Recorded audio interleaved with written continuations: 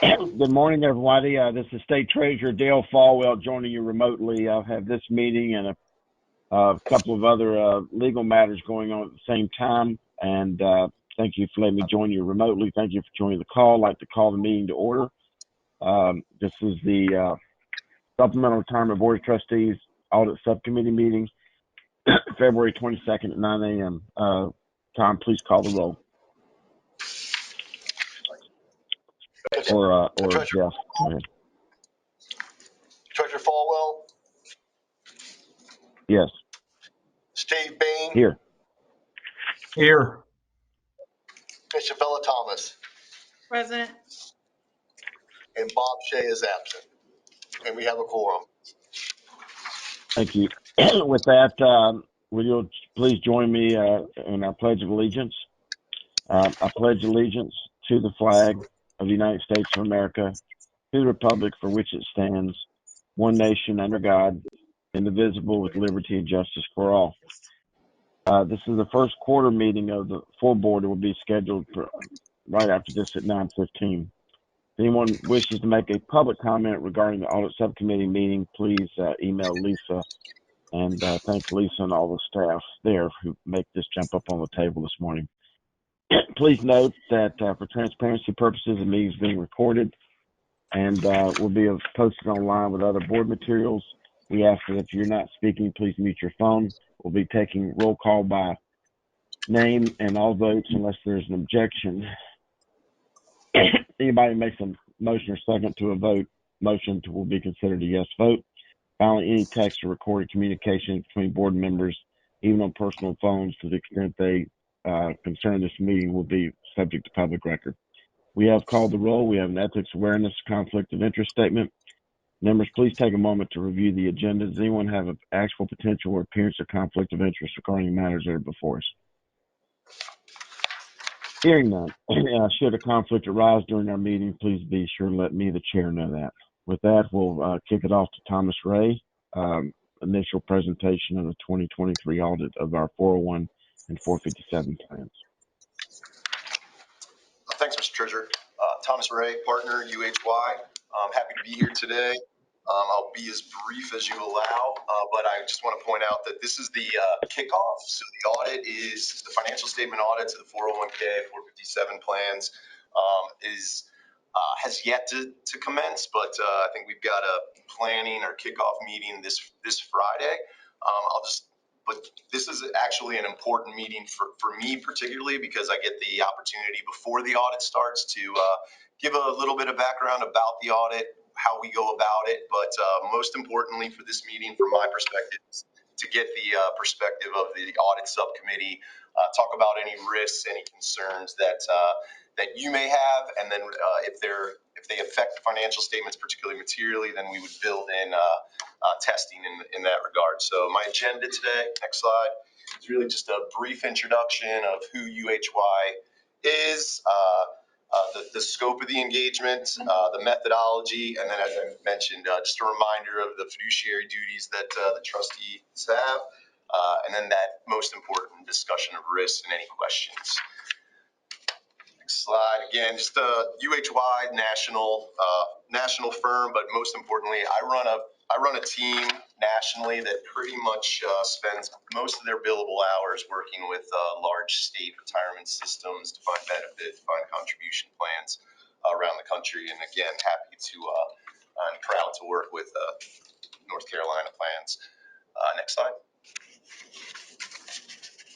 So, that team has 20 years serving governmental defined benefit, deferred comp, and investment trusts. There is that sub-niche within the firm that focuses almost exclusively on governmental pension plans, defined contribution plans, and experience working with sophisticated investment portfolios. Next slide. So really, this is what is the scope of the engagement? It's to perform a financial statement audit of the North Carolina supplemental retirement plans, both 401k and the 457 plans for the fiscal year, and serve as a resource throughout the year. There is there's an additional part of the scope which the subcommittee should be proud of. It's not necessarily what I would say is typical for a financial statement audit, but we do testing of employers around the state. So the inflow that comes into the plan at the payroll level of the employers, we rotate throughout. So we do some of the largest ones annually, and then we rotate some of the smaller ones every year. So that's also being done in conjunction with the financial statement audit. Next slide. I mentioned that we have every audit is risk-based audits, but most of it is in phases. This is really shows 4 phases, but I kind of view it as 2. So what we typically do is a preliminary phase, internal control testing, planning and strategy, systems analysis, and then there's phase 3 and 4, that substantive phase, that final phase where we're focused actually on the financial statement numbers, footnote disclosures, etc. Next slide. So those first 2 phases is really what I call that internal control assessment.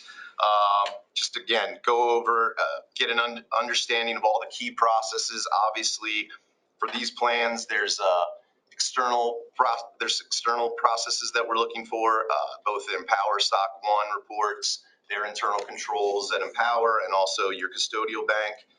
We perform tested design over key processes that are identified, and perform test of effectiveness over contributions, distributions, and that participant data. And then I mentioned again, we also perform those employer audits simultaneously, where we're focused on accurate remittance of contributions to Empower, timely remittances, that they do not exceed IRS limitations, and that everything that data that's coming out of those payroll systems are reported to Empower completely and accurately. Next slide.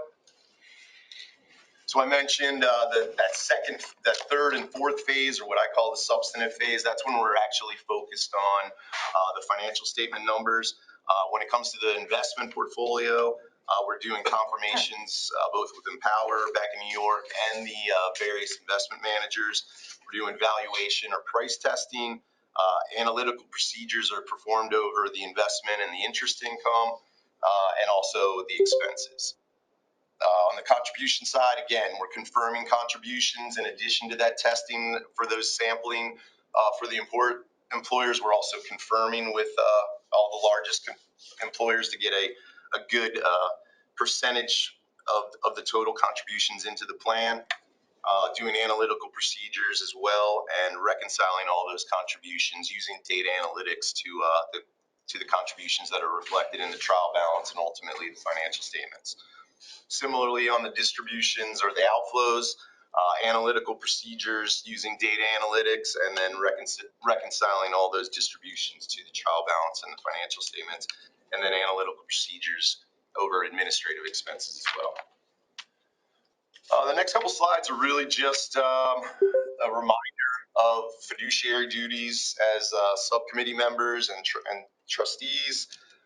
Next slide, just kind of why those are important. Again, I'm not going to go through each of them, but towards the bottom, just providing another set of eyes, ensuring that the reports are understandable, and moving those reports from jargon to usable information for users of those financial statements, and then certainly having a subcommittee and oversight governance enhances the credibility of those financial statements, internal audit functions, CFO, and the finance department. Next slide. Again, just more fiduciary responsibility, why it's important, etc. I'll move to the next slide, and really this is why I'm here. So just gauging from the subcommittee members, anything that you want to discuss in terms of fraud risks, anything that keeps any members up at night, particularly as it may affect the financial statements prior to us kicking off the audit and digging in. And that's kind of, I know I blew through that because you have a healthy agenda following this meeting, but just wanted to let the subcommittee know that we are poised to kick the financial statement audit off, and I'm happy to entertain any questions concerns from the subcommittee regarding the financial statement audit. I have a question. Go ahead, Please. Novella. Okay, so in your document, I saw fiscal year 22, and I just Yeah, I wanted saw to it be too. certain that you correct. I'm sorry? I saw that too. I apologize. I was hoping that you wouldn't. So I should have moved off that slide too quick. Not me, I'm gonna catch it. 23, my bad. But I Thank you, appreciate thank that. you. Yeah, This Go ahead, Steve. Shavella, you're the teacher's pet. Congratulations. thank you. All right. Not the first time. Any other questions? yes, There this ain't is no further. Steve. Yeah, Steve, you one got the quick floor, question. buddy. Yeah, Mm-hmm. Tom, given all the technological changes and the cybersecurity issues, are there any new areas of concern that you've noticed in the last year that might affect these plans that we should focus on? Steve, we've talked about this. So we do have a cyber team that's part of our audit team. They kind of focus more exclusively with IT. Nothing that always happy to bring them in. And as I said, I'm available throughout the year if there's any discussions or concerns. But the brief answer to your question is no. Obviously, there's always those risks are out there. There's hackers that are always trying new things. But in terms of best practices, I think both the plan and Empower, no issues, nothing new that comes to mind. Thank you. Other questions? Hearing no other questions, we'll go to public comment period. Did anybody sign up for public comment?